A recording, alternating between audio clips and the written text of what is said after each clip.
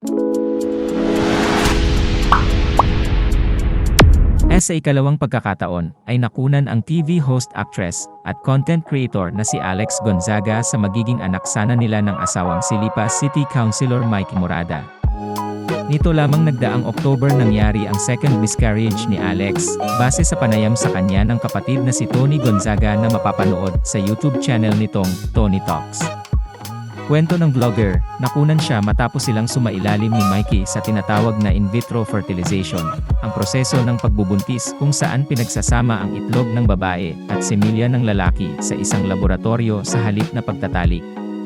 Inamin ni Alex na nagdesisyon sila ng kanyang asawa na subukan ang in vitro fertilization dahil sa nararamdamang pressure sa pagkakaroon ng anak mula sa mga taong nasa paligid niya.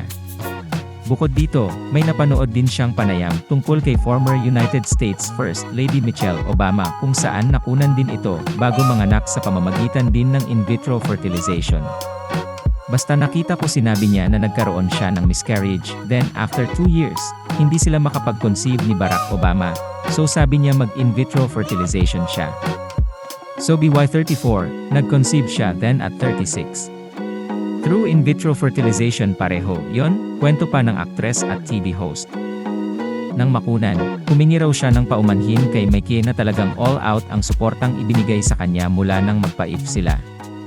I was so pressured na. Pagkatapos sabi ko kay Mikey, Mike, sorry. Sabi niya, bakit ka nagsusorry? Ang dami pa nating embryo. Gulang. Very supportive siya talaga, pero hindi niya ipinapakita ang mga emotions. Pinaramdam niya sa akin na siya ang partner, na hindi ipaparamdam sa iyo na kasalanan mo, anya pa. Naikwento rin niya kay Tony na talagang ipinagdasal niya kay Lord, na sana ibigyan na sila ni Mikey ng anak, tapos yung minsan, natatakot ka nang gumising sa umaga kasi parang shocks, anong magiging result? May mga agam-agam nang naramdaman si Alex nang gumamit na ng mga medical jargon ang kanyang doktor kapag nagpapaliwanag na tungkol sa kanyang pagbubuntis. Pero ang sabi sa kanya, maging patient sa paghihintay, dahil baka mabagal lang ang development ng kanyang pregnancy. First punta namin, walang nakikita tapos may nakitang mass, sa fallopian tube. Tapos nakikita ko, hindi na maganda yung mga nangyayari, pag-alala ni Alex. Sabi naman sa kanya ni Tony, ikaw kasi lahat sinasabi, si Alex na yung susunod. Alam mo yung baby shower ko? Alex, ikaw na. Tapos lahat ng video mo, pregnant na si Alex, hindi lang niya sinasabi.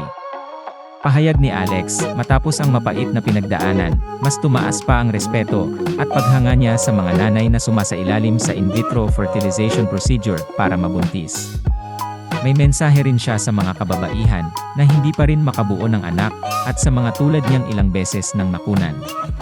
Huwag kayong magagalit kay Lord because may reason talaga. Always pray na ma-comfort ka niya. God always comforts the broken-hearted.